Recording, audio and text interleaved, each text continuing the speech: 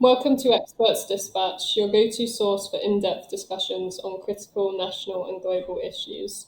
I'm Mary Hunter, a visiting research fellow at the Centre for Strategic and Contemporary Research and a PhD graduate from the University of St Andrews. Today I'm discussing the causes and consequences of sectarian violence in Pakistan with Professor Tahir Kamran.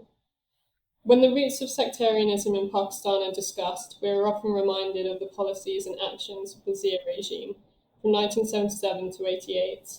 Zia's Islamization policies had a tilt towards Sunni Islam, as reflected in the controversy around the Zakat and Asr Ordinance of 1980 and the opposition to it within the Shia community. There was also the criminalisation of the Ahmadiyya community among the five new offences relating to religion added under Zia, of which religious minorities are disproportionately accused of transgressing.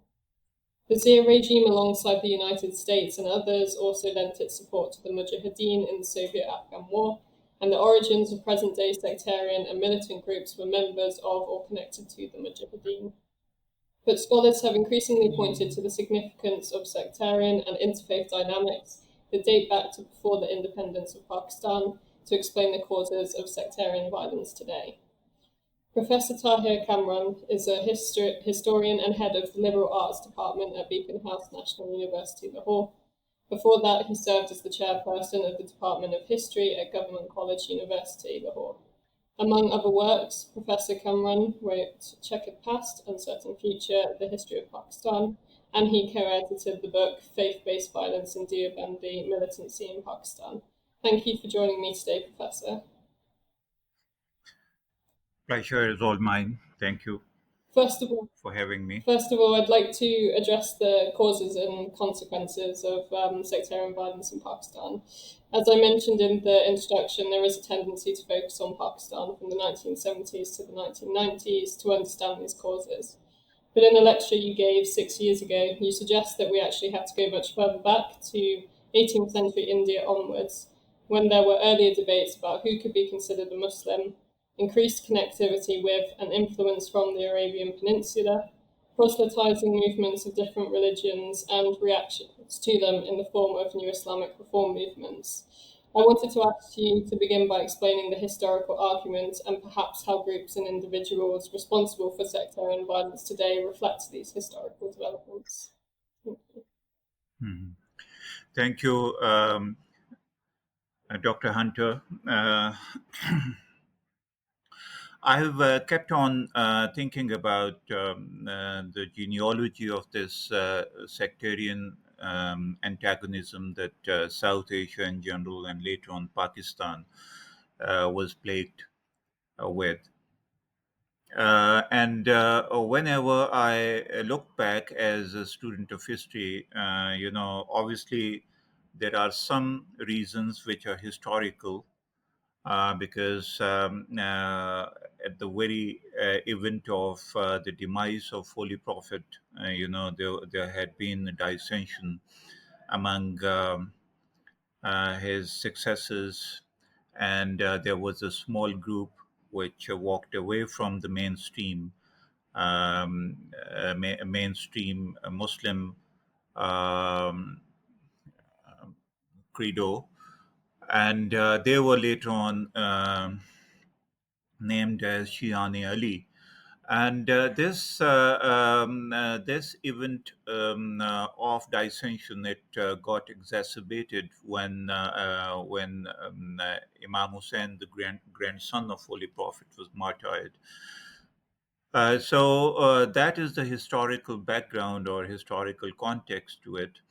But later on, and obviously during the Umayyad periods, those Ahle Bayt, or the family of the descendants of Holy Prophet, a bloodline of Holy Prophet, they had been castigated. The tabarra, as open abuse to them was pronounced from the pulpit of the mosques, and that had become a regular feature for 90 years of the Umayyad rule. And later on, obviously, for the first time, the Shia sect formed its own dynasty or its own empire, and that was the Fatimid Empire. But so far as South Asia is concerned, in South Asia, There had hardly been any difference between Shia and Sunni. At least written sources don't suggest that there was any open antagonism between Shias and Sunnis. The first instance can be traced from the 18th century, when the Awadh, or Sultanate Awadh, was formed, and it embraced Shia faith. And then the first person who went to get higher education in faith was Maulvi Didar Ali Ghufran Imab. He was highly regarded and esteemed scholar in Shia Islam, and he went to Qom and Najaf, and he came back. But even after that, Frangi Mahal, the seminary, it used to offer instruction both to the Sunnis and the Shias. But then, my own opinion is that two elements became quite seminal and crystallizing and sharpen the differences between Shias and Sunnis. One was the Arabian influence, and particularly Wahhabi influence, which was quite pronounced in the 18th century, and second was the introduction of literalist Islam, and literalist Islam was encouraged by the literalist tendencies of the British rule. Because Islam, or the religion as a lived experience, that was subtracted from the overall Islamic aura, or Islamic discourse. So it was all literalist tradition, and going back to the foundational text and interpretation of that text, totally sidelining whatever the lived experience had been. My own argument is that Pakistan, in this South Asia, the context in which South Asian Islam spread, that context was provided by Bhakti movement. So ever since this literalist Islam started percolating into the South Asia, that context was totally ignored, and that was the real problem, because when this cultural context is not taken into account, then this sectarian tendencies, this literalist and very um, uh, bigoted, bigoted is a very strong word, and it's not a scholarly word at all, but extreme tendencies, they start entering into the whole discourse and practices of religion. And that is where, this definition who the Muslim is, and what are the fundamentals of Islam, and going back to the basics, how Holy Prophet used to offer namaz, and such things were taken very seriously. And then British, obviously, because till 1907, this celebration or solemnization of Muharram was being solemnized, or being taken part in by Shias as well as Sunnis. But then they started, differentiating between the two. And another thing that most of the anthropologists, particularly Bernard Cohn and other fellows, have nodded us towards, is the introduction of census. And census, when religion became the identity marker, then what religion is the exact religion that Muslims should believe in and abide by? So all these questions, which had never come to the foreground, or come to the fore, those questions start coming back into a main discourse. And obviously, by 1867, when Darul Uloom Deoband was formed. The first fatwa was issued was against Shias, and then obviously the Brailwi movement was, despite the fact that in the Western world Brailwi movement was looked at as a benign Islam, but Ahmad Raza Khan Brailwi was the one who declared everyone but his own creed as kafirs. So it's last couple of decades of the 19th century, which just the plural values of Islam were totally negated, and I'm quite convinced that three changes that happened during these days that are seminal in any analysis that one may come up with. One is the shift from Sufi to a Maulvi, from shrine to mosque, and from orality to literacy. So these three things, in the 20th century Islam, you can see that there's a literal Islam, or Islam prescribed by literate tradition, as Maulvi or the ulama oriented Islam. Sufis came to a back burner or back seat. They took back seat. And third is that mosque became more important, and dargah, which was the plural space, which was intersectional space. That space became insignificant, and mosque, which represented ritualistic Islam. I'm not against mosque. Obviously, I too go to mosque every now and then to offer my prayers. But this is what happened. Dargah, or the shrine, used to be the primary space to pay homage to a Sufi who was buried there. But that dargah, or the shrine, became insignificant, and that insignificance came, went quite a few extra miles during Zawlak days, when obviously literalist Islam was very, very pronounced in Pakistan. Thank you, Professor. And I think when we talk about sectarian violence, our first thought might be the physical violence as reflected in the statistics. So, for example, the Centre for Research and Security Studies recorded an alarming upsurge in sectarian violence during 2023, with attacks on religious communities and places of worship resulting in the killing of 203 people, 88 of whom were security officials.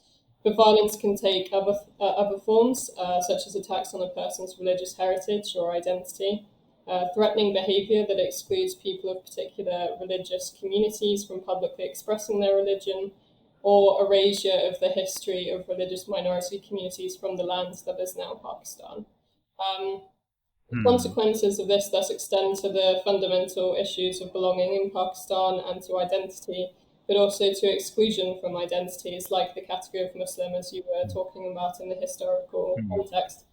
So I wondered if you could Hmm. elaborate on some of these profound consequences of sectarian violence in Pakistan. Well, the sectarian violence, so far as strictly Pakistan is concerned, I think the main problem started from when mainstream Muslims decided to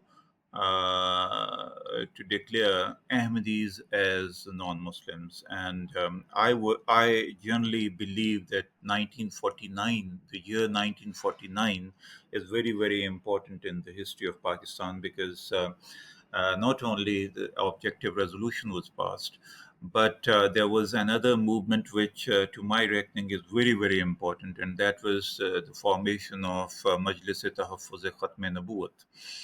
Because here, I must emphasize one thing, that the whole ideology that has lent to lent quite a bit of strength and sharpened edge to the sectarian and sectarian violence as well as religious fundamentalism is the concept of the finality of prophethood.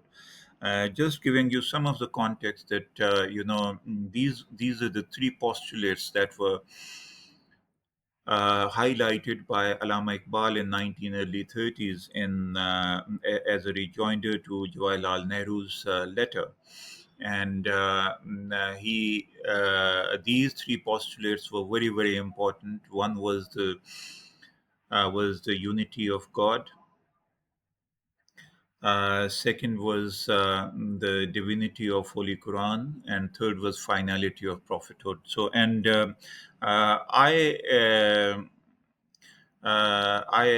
earnestly believe that finality of prophethood is the most important seminal criterion on which Muslims are being judged as the true Muslims or false Muslims. First two postulates have become inconsequential. That finality of prophethood has provided a pretext or a perspective to whatever happened later on. So in 1949, this look at the nomenclature of that organization, Majlis-e Tahaffuz-e Khatm-e Nabuwat, and Majlis is the congregation of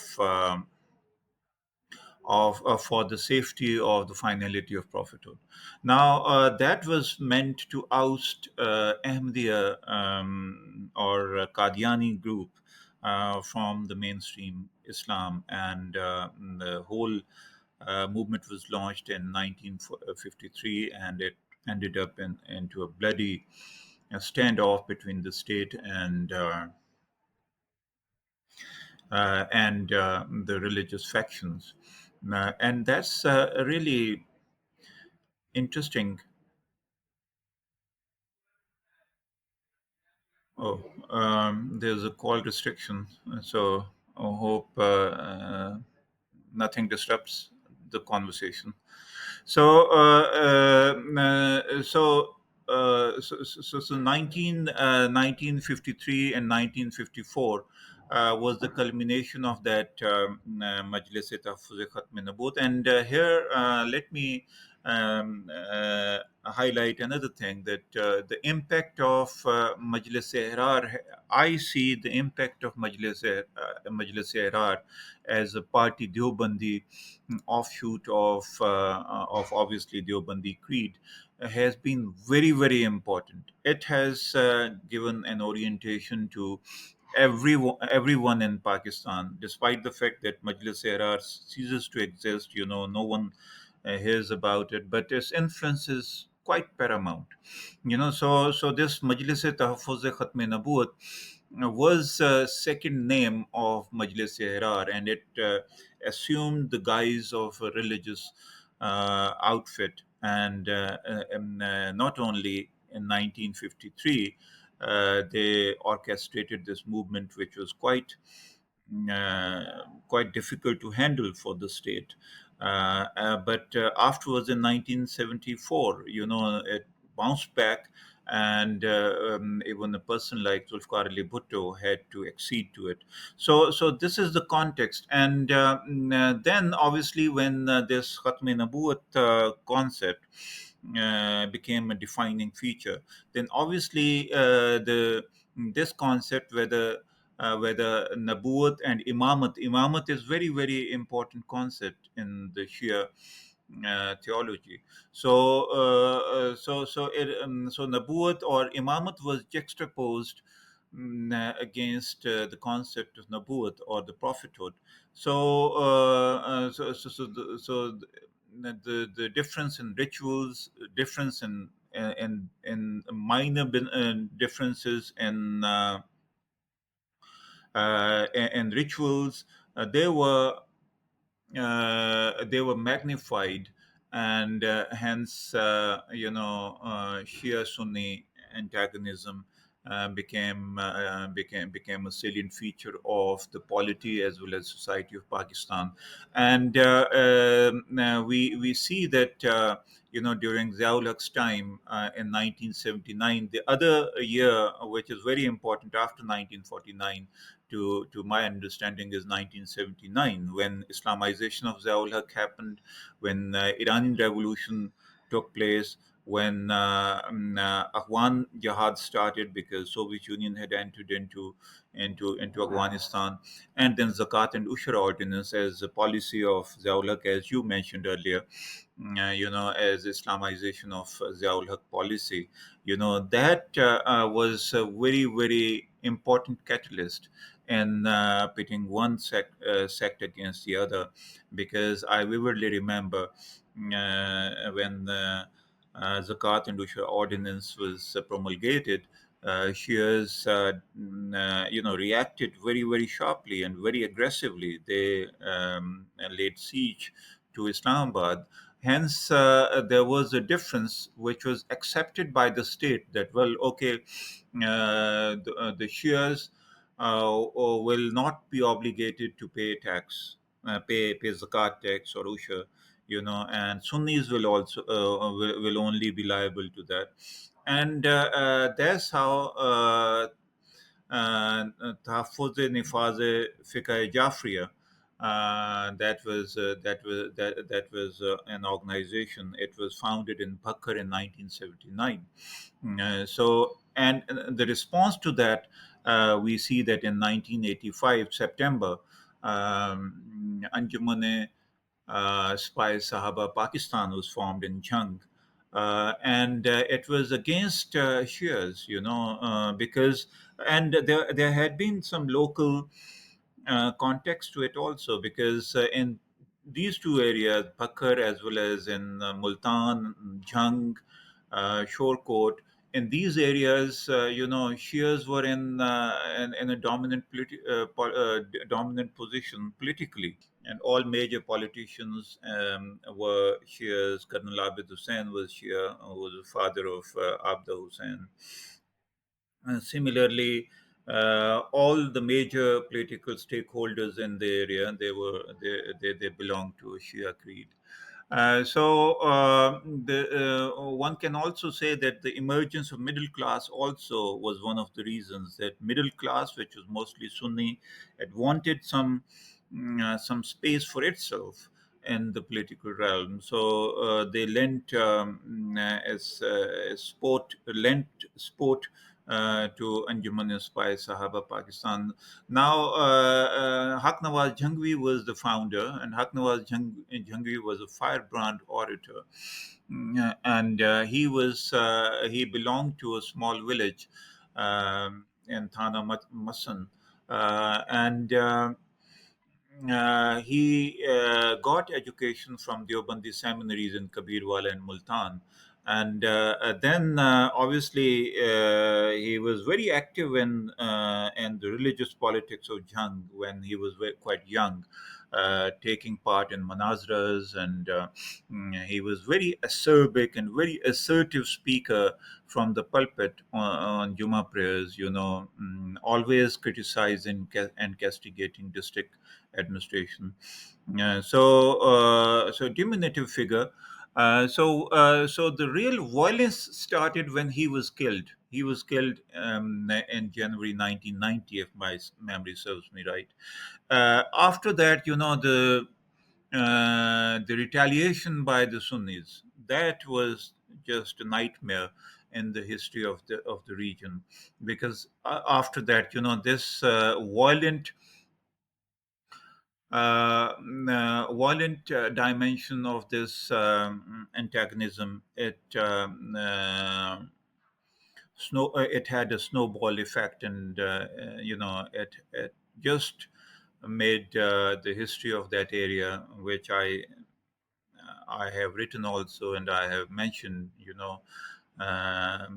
This folklore has been very, very important, where love between Heer and Ranja, and Sasi and Punnu, and all those love affairs, love folk had been seminal characteristic of the area, cultural characteristic. It was just put to one side, and there's this religious antagonism, sectarian antagonism, sectarian violence, killing. And look at this Anjuman and Spy Sahaba, which it became Spy Sahaba Islam later on. It's all leaders died unnatural death. And second thing is that most of the sport that it commanded, it was from the immigrant classes, class. When I say immigrant class, it means that those people who migrated from India to Pakistan, and some of the sections settled in Jhang city. They were ardent supporters of Spy Sahaba Pakistan. And that one constituency where it won elections on a one after the other. Those immigrant community played a pivotal role in that.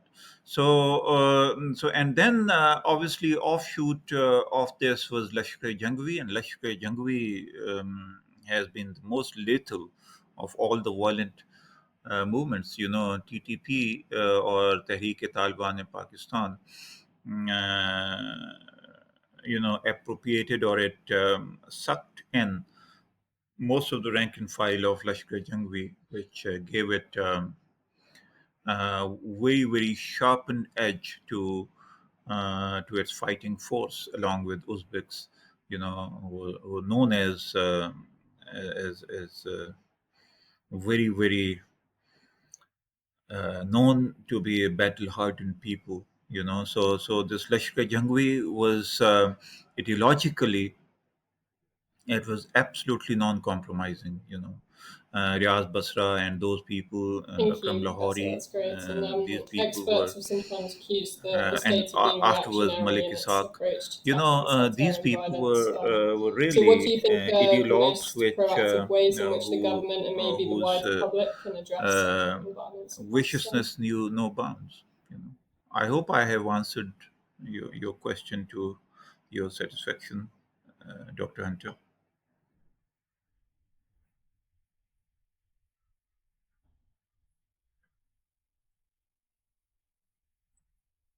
Mhm.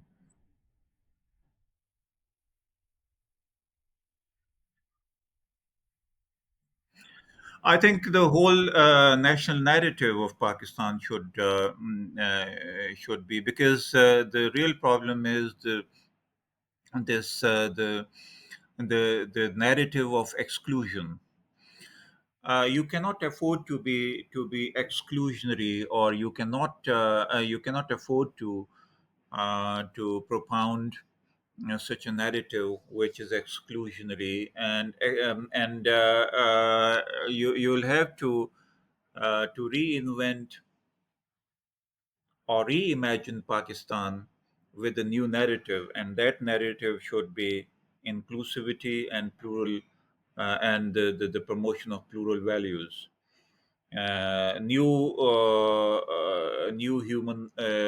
humanism, which is embedded in the tradition, literary tradition, and the ethical tradition of the area.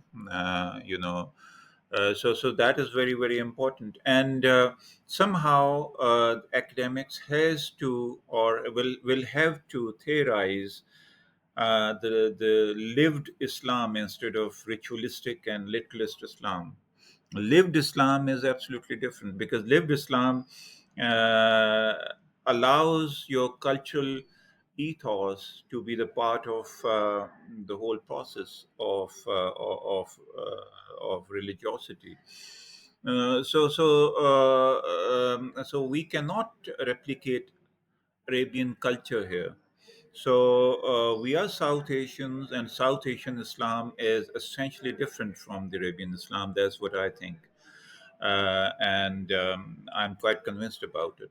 So, and the South Asian Islam can prosper and flourish only if it has this inclusion that is very, very important, um, and the and lived experience. So that is one thing, and then Pakistan obviously has to get away from this national security state narrative.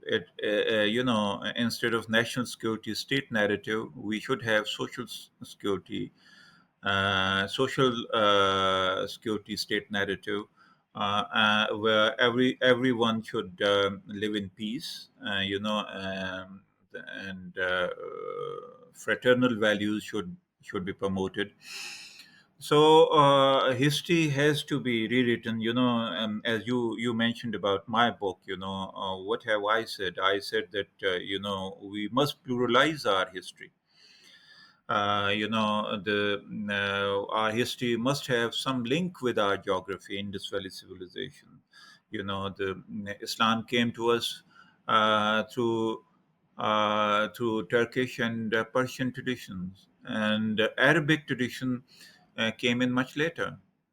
And if you have seen that book, The British Empire and the Hajj, you will come to know that it was the steamers uh, that became operationalized, and it facilitated this Hajj, the institution of Hajj, and that's how South Asia got reconnected with the Arabian Peninsula. Otherwise, there was an autonomous character of South Asian Islam, and I think we should rethink, and we must repackage this South Asian character of our Islam. So, which is inclusive, which is plural, which does not exclude people, according to which no one is kafir, according to which no one is ghadar. I hope you understand these terminologies, which are really in currency here in Pakistani journalism and Pakistani interaction. So that uh, must be the emphasis. That's what I think. I'm afraid that's all we've got time for today. Special thanks to Professor Kamran for joining me today to discuss the issue of sectarian violence in Pakistan. If you want to learn more about the topic, there's the book I mentioned at the beginning that he co edited, but also a lecture he delivered in Canada on this very topic, which can be found on YouTube. I can also highly recommend the book Revenge, Politics and Blasphemy in Pakistan by Adil Hussain, who similarly delves into the pre partition history of sectarianism and faith based violence. We look forward to welcoming you to our next episode of Experts Dispatch, but bye for now.